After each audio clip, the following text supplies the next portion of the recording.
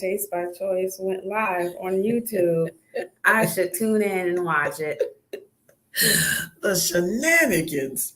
Hey, y'all, welcome to the porch. I'm Mama T of the Daughter's Place. And this gal here, she gonna tell you who she is. I am Ashley Chase Davis, owner and operator of Chaste by Choice, where I mentor and empower teenage girls and young women to save themselves for marriage. That's so nice. I'm so proud of you. And we here on Saturdays at 1 p.m. Eastern.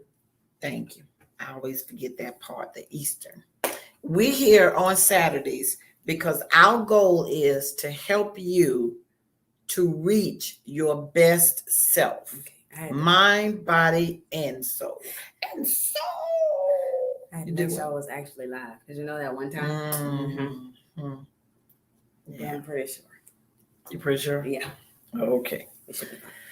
All right. Last week I thought we were not finished, but we were with current identity versus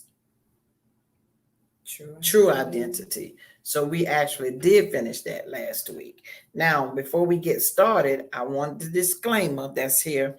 All our teachings are based and rooted in Christian faith-based principles. The mandate on our lives is to wake the sleeping army, and this is one of the ways that we are stepping out to do that. Okay. Now, help us to do that by sharing this video so that we can reach those young ladies that we're called to reach, our flock. We don't know all of them, but you know some of them. Wasn't that clever? We don't know all of them, but you know some of them. And if you share it, it'll reach them. Finger snaps. You can't really snap with my left hand. There we go. That's better. Sharing it will get the word out, and these young ladies will know that we are here for them. And we can service them with what God has for us to do. So far, he has set up like a teen division. There's a teen area. There's a young ladies area, which is pretty much Chase area. Those young ladies that desire to be married. And God is doing something within that space for them, developing in them. There it is again. Developing in them, being an understanding wife. And I love that area. I go up in there with them. Yeah, I have a good time up in there with them gals. And then there's another component. God is starting to give me daughters, and they're single mothers at the moment. All the ones I have are single mothers, and we get together once a week with one-on-one mentoring and coaching with them. So I teach them principles and strategies to renew their mindsets so that they can discover their true identity, who they are, and strengthen themselves. And my focus in that area is better you, better them, because I tell these little gals, the ones I have one-on-one, you have all this on your plate. You have children or a child, you got work, you might be trying to date, you might have a parent you're taking care of. You have a lot on your plate. As women, we wear a lot of different hats, and we have to get to the point where we're taking care of ourselves, because if we're no good, we can't be no good for somebody else. But if we're our best self, then we are better with them and we are better to them. When I was all tore up and messed up, I treated my children bad sometimes. How is? Do I hear spunky in there? Amen. Yeah. So now I'm my best self, and I can treat them the best that I can. I can do my best with them and to them, and they just love me now. Y'all see how she's trying to hit me on the slick? So you got to be better. Tell me a bit about what you do with them children. That's what you were getting ready to say? Okay, but I kept talking. I thought I'd cut you off. All right, so we're going to go ahead and get into our lesson, and then we're going to tell you about next Saturday, because next Saturday is the Shed the Labels workshop. It's also somebody's birthday, but she doesn't want to admit that. I just not in no celebratory state right now. I don't know why. Usually I want to celebrate my birthday, but anyway, where you are this week is where you are versus where you could be. Where you are versus where you could be. So we're gonna start reading. Dun, dun, dun. I like that, Chase. I like that. Unless your life is perfect and you would have it no other way, there is room for improvement. When I say your life, I mean the totality of what you're living, your totality of living. This means your ideal life in your physical, mental, social, and spiritual well being. Is everything great in all those areas for you? You wouldn't change a thing. Is it? Is it? One, physically, finances. Let's take that. You always have everything you need and plenty left over to share with others. That's what 2 Corinthians 9 and 8 says. What about health? Then there's material ownership, such as, do you have your ideal car? Do you have insurance? Do you have clothes, shoes? Do you have a house? Is everything exactly like you want it and you wouldn't change a thing physically? If your answer is no, then there is room for improvement because where you are is not where you could be. All right, let's look at mental. Do you love the thoughts that come to your mind every minute and second of the day? Do you love your decisions on every aspect of your life? Do you comprehend everything you read, everything you hear, everything you see? To name a few. If your answer is no, then there is room for improvement. Where you are versus where you could be is not the same. All right, let's look at social. Do you have faithful, loyal friends? Do you have a spouse that is till death do you part? I don't even have a spouse yet. Oh, We can talk about that. Is she digress? Is till death do you part devoted to you? Do you have that kind of spouse? Or is there room for improvement in the marriage? Mm-hmm. Do you get along awesomely with your coworkers and boss? Not all the time. If you are the boss, I'm your coworker. I know. Oh my goodness. Do y'all hear this shenanigans? If you are the boss, do you have the best employees? Say yes. Yes. Do you have the ideal job that brings you so much fulfillment? Do you desire to be a parent? If you are a parent, is everything in place for you to give your children the life you want for them?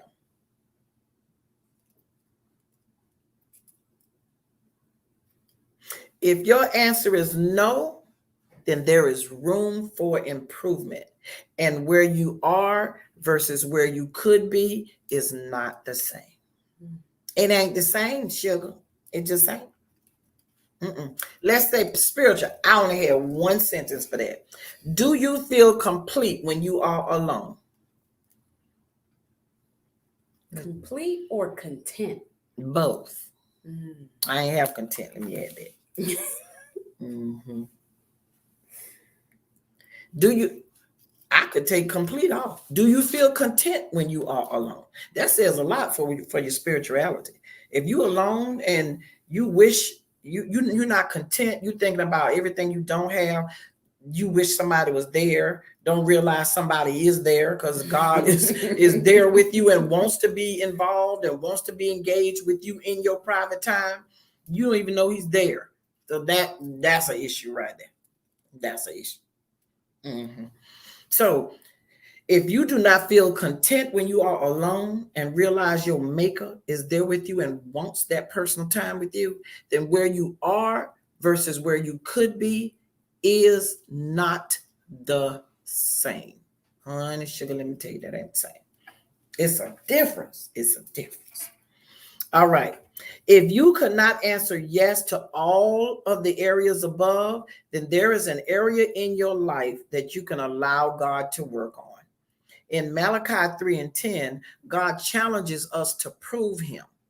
Yes, he's talking about your finances there, but guess what? He's never afraid of losing a fight.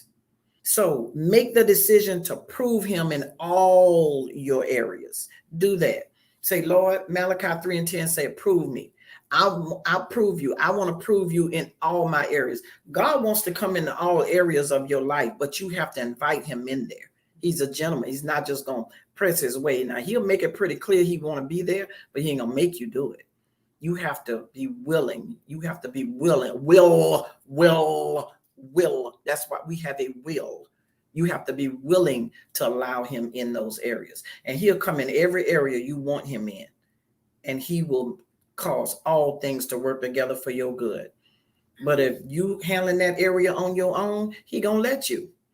And when you screw it all up and you finally come to your senses like that prodigal son did, and you say, Lord, I should let you handle this. I don't. This, my life is a mess. Just come on in this area.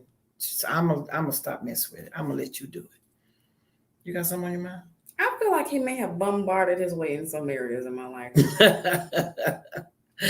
Sometimes he'll set you up. He'll let you, go out.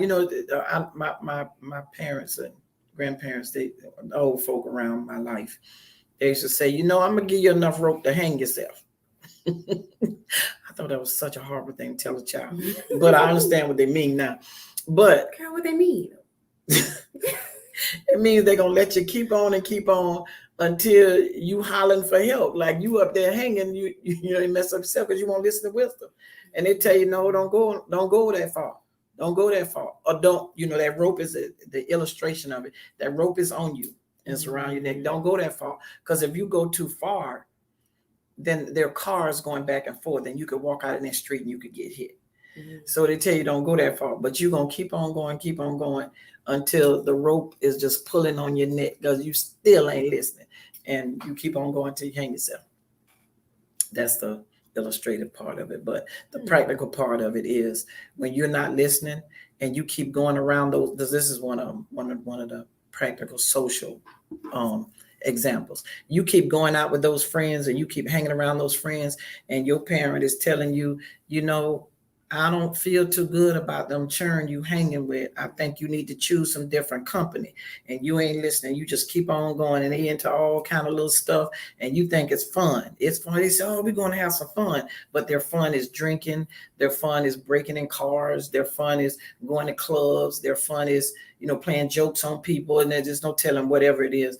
And I'm coming from a middle school point of view. I've told my students this before, and you hanging around those friends, and you got those persons of wisdom in your life, and they still telling you that ain't good company you keeping right there. You need to find you some better company, and you ain't listening, and you keep on going, and next thing you know, the police showing up at the school to put handcuffs on you because you didn't do it, but you were with them. Guilty by association.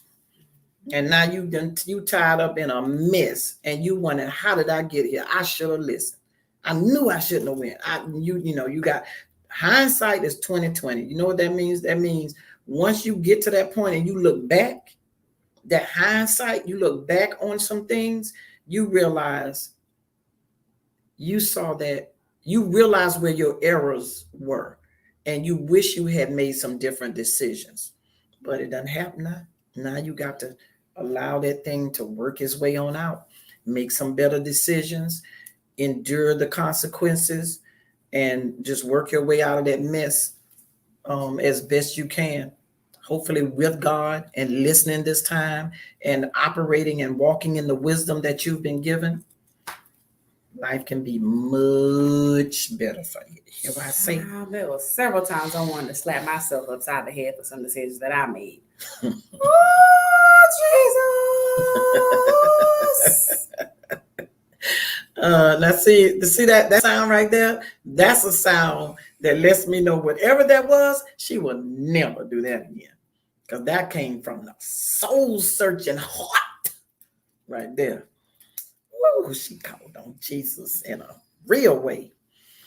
All right, let's see where we at. If you can now, okay. Yes, he's talking about trying it, but he's never afraid to use. Okay, make the decision to prove him. Get a journal. And what we do, we really advocate, we really press and push journaling. Journaling, ooh, it's a game changer.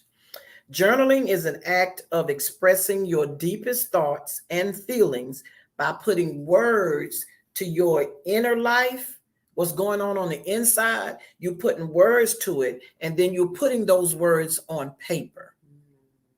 That's what journaling is. That's the journaling that we truly promote in our services, and when we service these young ladies and these girls, they have to have a journal. That journal is key. It's important to what we do.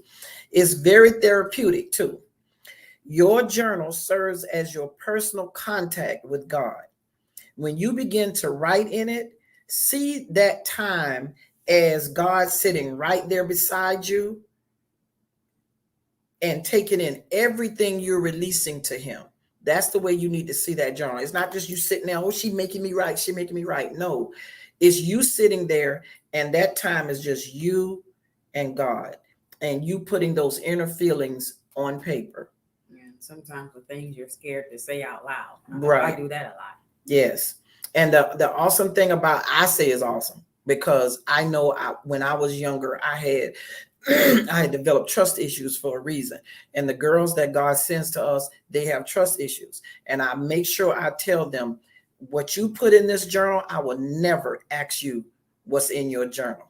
If there's an area that you want to share with me, that's one thing, but I will never ask you to tell me what's in your journal. That journal is between you and God. That's why you can put whatever in there you want to put, and no one is supposed to have access to that journal but you. Now that journal is a way for them to keep everything in one place. So if I give them something that I want them to write and come back to the group and share, like one time in Chase's area, I had them to write down what characteristics did they want in a husband. What would their ideal husband have? And they had to write that down. And so in that case, that was an assignment they knew they would come back and share. So it wasn't something that was necessarily had to be a secret. It was in that place, so that it's there with that personal stuff that I won't ask them to share. And so when they go back and they look at what God has done in their lives over the weeks and over the months, then that's there too. And it may even be something when they look at the characteristics of what they want in a husband, they might decide something has to change, because now they're not that same young lady that they were. They were thinking this way when they made that list. And now 6 months later or a year later, I think I'll take this off the list. I think I want this on the list. So they get to revise what they've put in that journal, those inner thoughts. They get to revise it because it's all right there in one place. And that's another reason for the journal. You don't have sheets of paper you writing on all over the place. I still want everything on my list. Oh, we did an assignment last night. Yeah. She the only one. She had a lot to say about her era, her husband era. What was the assignment? It was we had to write down a list of deal breakers and a list of things that we feel like we can tolerate. Yeah, because I was telling them marriages work. And after the beautiful wedding gown and the beautiful ceremony, the wonderful facility, the reception, the final, the dance with daddy, and whatever else you do, the reception, all of that, that's what the honeymoon, all of that, that's wonderful.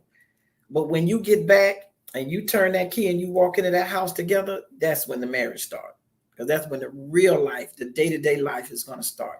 And you're going to find out things about each other that you didn't know before, because you were dating, you were in two different places. And now that you're under one roof, woo, it's the little things. The Bible says the little foxes that spoil the vine. And not that, I'm saying your marriage is going to be spoiled, but it could. You could allow little things to come in and allow them to build up if you don't know how to address those things and come to a place of community and peace compromise and collaboration and all of that's involved in communicating, you don't know how to address those things and come to that point. It's those little things that can build up, and next thing you know, you fighting and you divorce and you don't even know what you're fighting about. Or you fighting and you don't even know what you're fighting about. Or you in divorce court and they say, well, what is the reason for this? And you talking about irreconcilable differences, but you don't even know what they are.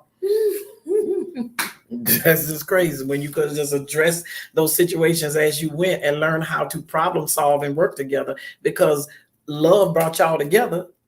So love should keep y'all together, because love covers a multitude of sins. So if he do something wrong, that ain't a reason to just get mad and hold it and divorce him, a year later. That love should say, you know what, that there right there what you did, that there right there ticked me off, and we need to talk about that. And then he learns what you don't like, what you like, and the marriages work. And the most work in it is communication to me. That's the most work. When you learn how to truly communicate with each other effectively, you're gonna be able to get some places. You're gonna be able to overcome a lot and problem solve on a lot, which is overcoming. Yeah, I feel like that's accurate, because I'm not much of a talker. Like I just started in my mid-20s, which only started last year. I just started in my mid-20s really trying to express myself in the way I feel, like not keep quiet and hold everything in and just, like shove it down and deal with it. So yeah, it's a process, but I think I'm doing better. I don't know. I could always get better at it. But my goal is to not sit there and harbor on those feelings and assume that the other person knows why I'm upset or why I'm feeling some type of way in that moment. Sometimes I don't know why I'm feeling some type of way in that moment. And I got to express that also. It's like, okay, I'm feeling some type of way right now. I'm feeling off. I'm feeling things. It's not really positive. I don't know what it is, but I need you to give me like 5 minutes. Something. Yeah. You've gotten better. Because I believe, you're coming back into the house, and even with me in my space, with being a when you left, all y'all left at the same time. Just woo. What color? I just went cold turkey as an empty nester. Yeah. I was not prepared for it. So, I learned how to be content in my aloneness, and I learned how to just enjoy. I learned who I was, for one thing. I learned who I was, and that was my biggest treasure in being alone. It took a minute, but I learned how to be with Tonja, to be content in Tonja, and content in my time with God, and learn how to hear his voice, him teaching me how he speaks to me and through me. And I learned a lot in those 2 years. And then he sent Ashley back, and I was like, I love you so much. Of course. I think. But we had to learn we both had to learn some things, and I had to learn her, because for one, I had to step back from being the mom she left on my end, the mom she left, to being, now you're the mother of this grown child. This is not your little baby. Now there'll always be babies in my sight, they're my babies. But I had to learn how to be a different kind of mother, the mother that knows how to give them that space, allow them to make their decisions, pray about it. Now, I am who I am. And I try not to meddle. Because I said, now you're going to get my truth. Now, whether you do it or not is up to you, but you're going to get it. And sometimes when they don't do it, I still get mad and I want to fuss because I want them to do it. But that's just the kind of mother I think they understand. It's not control issues, it's protection. I'm a mama bear and I protect my little cubs. Is that what the kids are calling it now? Yeah, that's what I'm calling it. And every mama out there that's a mama bear. Who that? Shakisha? Yep. Can I get an amen? CDP invasion. That's right. Should I say, hey, girl? And that's another one of my babies. Yeah, I'm gonna be that mama bear. I can't help it. Mm-hmm. Now, when I'm really in their business, the Lord, he'll that time to let it. Like he told me about Spunky today. He said she is 22. He said she's 22. Yeah, okay. I had to think she about back how old there, I am. amen. She's 22. And I was walking in the park. I was doing my 2 miles. He said, let her be 22. And I was like, but she shouldn't be on that road by herself like that. And we were out there reasoning today. Mm-hmm. So that's when I got him. I said, Spunky, it's up to you. If you want to take that ride back, and that's why I had to come back like that, because he was jumping on me in the park. Because I was like, no, we got to work out how she gonna get back down that road. And all that was going on in my walk. So that's probably why I walked longer than 2 hours today, because we wasn't agreeing in that park, me and God. See, you didn't tell me that. I wouldn't have offered to help her drive down there if I would have known that God was like, let her be 22. No, I believe your offering to go down there with her and then come back was the what I said, compromise and collaboration and problem solving. I think God wanted to see if I would do it. If I would get out the way. Mm-hmm. See what I'm saying? Mm-hmm. Yeah. Oh, yeah. Shania said, hey, yes, I agree. I think we were talking about communication. Oh, yeah. Being an important factor. Mm-hmm. And Keisha said, effectively is the key. Mm-hmm. And she said, she don't want 5 minutes anymore. I need to talk about this ASAP. And then she said, amen. I think that was towards the mama. Oh, yeah. She wants to talk about that right now. I'm probably going to get there eventually. But it's like, for right now, it's like, I need to calm down before I say something I might not be able to take back. Yeah, that's why I need the 5 minutes. I don't need the 5 minutes to save him, or her, or whoever. I need the 5 minutes so that I won't have to go back and undo any damage I've done. Because, Tonja, it's like, she said, right now. She wants to talk right now. Yeah. So we are, I don't know how we got on there, because that wasn't even on the paper. Oh, I know it started off with journaling. Journaling. Keisha said, see, when you get past 10 years, it's like, you know me now. Mm-hmm. Yeah, you may not have to need 5 minutes after 10 years, because it's like, oh, okay, see right there, see that one right there, come on, we need to talk, because you still might not want to just blow up at each other in front of the children. Mm-hmm. So you want to go to that place, but you need stepping in my office right now. And it's like, honey, can I talk to you in the room for a second, please? You say that like that in front of the kids, and then you tear them. Like they don't know.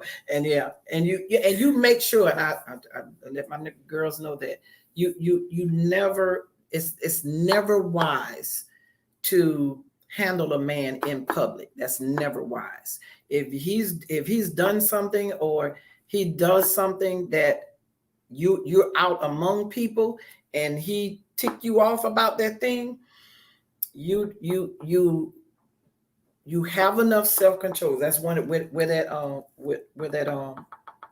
scripture at the fruit of the spirit. Mm-hmm. Self-control is in there. You have enough self-control in that moment to where you wait until you get home, and in the privacy of your home, then you check that situation, and you like, don't you ever in your life, you can even pull a knife out. No, I can't say that. That's bad advice. Scratch that from the record. So you say, look, when you did that, you can go at it in there, because you're not putting his ego on the line, because you don't want to go after a man and cause his ego to rise up, because he got it. You gotta know how to deal with it as a woman of understanding. You have to know how to address your gentleman, and without fracturing that ego, because he's going to defend his manhood. And if you back him in a corner in public, he's going to come out fighting, in a sense. Not, I'm not talking about fighting, but coming out in a sense where he's going to protect his reputation as a man. So it's not good for a woman to check no man in public. You wait until you get somewhere private, and then you let him know how you feel and how angry you are. And y'all can go at it all along. But when y'all come out of that private venting session, and problem solving or whatever else y'all doing in there, y'all need to come out as a united front. That's what I love about the Johnsons' marriage. You know they have their issues. Well, if you're close to them, you know they'll have their moments. But when they're out in public, they are always a united front. Always. You never see tension between them, the two of them in public. I love that about her as a wife. She never confronts his ego in public. Now she'll get him at home. Ooh, she'll get him. Yeah, but sometimes we didn't even know that they want us. And I was so bad at him. I was like, for real? Yeah, and I consider myself pretty close to him, but it's like, wow, it's like, wait, what? It's like, oh, I'm so mad at him. But you never know it because of the way they handle their public union. They're always united in public. She said, check it though. Step into our bedroom and let's go 10 rounds and get it together. Yeah. Yeah. I can tell by her personality because she remind me a lot of myself. I can tell by her personality, boy, when he stepped on that wrong turn right there, he gonna get it. But she's always very respectful, Yeah, she's always a very respectful wife publicly, and that's I love that. I think you're right here. Okay, but I should let you know that we're 31 minutes in. Shut your mouth. Oh well, we'll stop there. I think I got enough to. We'll finish up next week, so we'll get back to the journaling and the importance of it. But we were talking today about where you are versus where you could be. And so we'll stop there. Yeah. Stop here. And we'll pick up next week. So we want to, before we go, we want to make sure you know that we are doing our Shed the Labels event next Saturday at 3. It's a workshop area. You need to, it's a workshop event. You need to make sure you need to make sure you register and go and register on the website, thedaughtersplace.com. And you need to register because I need to send you the handout. There's a handout that you're going to get. And I want you to have that, think about that and have that done when you come into the workshop. It's who are you? What is your character? What consistently makes you angry? What unexpected act brings you joy or brings a smile to your face? Do you feel God calling you to more? And those are the questions on that workshop. And I need to be able to send that to you so you can think about those things. Because when you come to the workshop, the teaching is going to be a certain way. And those questions are going to be very important because God is going to use that teaching to bring you to a point where some things he's going to want you to release and let go. And we're going to put it in that bowl to burn because he needs to get you to he's preparing you for something more. And to sometimes to get more of God, you got to let go of some of the things that's already there. So that's what that Shed the Labels is about. So we're going to there's some other instructions that I want, because when we did it in a brick and mortar building, when we did the Shed the Labels, we did vision boards, and I want to kind of go on that I want to bring that in as well, but there's a certain way that we're going to do that. So you need to make sure you register at thedaughtersplace.com for the Shed the Labels event next week. And next week, our 1:00 time, we'll be talking about it and giving you the opportunity to make sure you have everything you need so that we can get started at 3:00 that day. And also mentioning that it's somebody's birthday. Yes, she want me to do that too, but I just don't feel celebratory. But we'll see. I'm more concerned about the workshop. Yeah. So with that being said, you be good. Be good in the Lord. Oh my goodness. Keisha said it was amazing, and go register, people. Oh yeah. That's right. Good, Keisha. Yes. So see you all. See y'all next week.